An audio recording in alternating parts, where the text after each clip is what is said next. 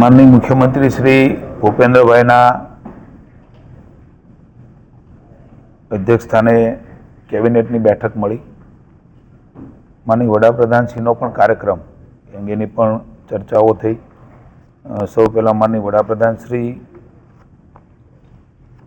30 October Ektanagar ખાતે આવી પહોંચવાના છે. ટેન્ટેટિવ 30 મે બપોરે 4:15 કલાકે વડોદરા પહોંચશે ને ત્યાંથી 5:30 કલાકે Ektanagar Kevadia statue of unity ખાતે પહોંચવાની સંભાવનાઓ છે. રાજ્યમાં વિવિધ કામો 1219 કરોડથી પણ વધુ વિવિધ માળખાગત અને વિકાસના પ્રોજેક્ટનું ઉદ્ઘાટન અને શિલાન્યાસ આપણા દેશનો ગૌરવ અને વૈશ્વિક નેતા આદરણીય નરેન્દ્રભાઈ મોદી સાહેબના હસ્તે કરવામાં આવશે. તેમજ બસોને પણ લીલી ઝંડી માનનીય મોદી સાહેબના હસ્તે આપવામાં આવશે.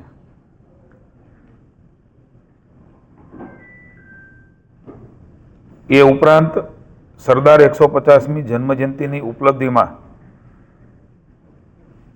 એક સ્ટેમ્પનું પણ વિમોચન એ ત્યાંથી માનનીય વડાપ્રધાનશ્રી કરવાના છે.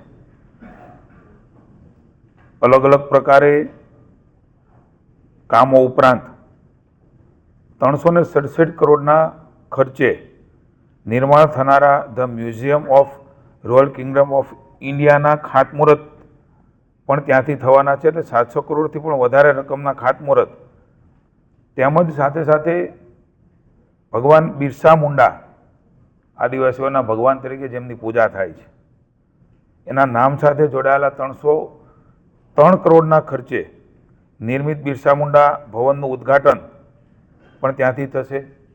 એમ કુલ મળીને કરોડો રૂપિયાના ખર્ચે થનાર ખાતમુહૂર્ત પણ અને લોકાર્પણ થવાના છે. 31 ઓક્ટોબરે માનનીય નરેન્દ્રભાઈ આપણા વડાપ્રધાનશ્રી સરદાર સાહેબની પ્રતિમાને પુષ્પાંજલિ અર્પણ કરી ભાવવંદના કરશે. એકતાનગર ખાતે ભારત પર્વ અંતર્ગત ડેમ વ્યૂ પોઈન્ટ 1 ખાતે થનારી સાયક્લોથોન ઇવેન્ટનું કર્ટન રેઝર પણ લોન્ચ કરશે. 16 નવેમ્બરે ભારત અને ગુજરાતના વિશેષ મહાનુભાવો સાથે સાયકલિંગ ફન રાઇડ અને 17 નવેમ્બરે ગુજરાત સરકારના રમતગમત વિભાગના સહયોગથી સાયક્લોથોનનું સ્પર્ધાનું આયોજન કરવામાં આવ્યું છે. આ સ્પર્ધામાંથી દેશના અનેક સાયકલ ચાલકો એ સહભાગીદાર થવાના છે.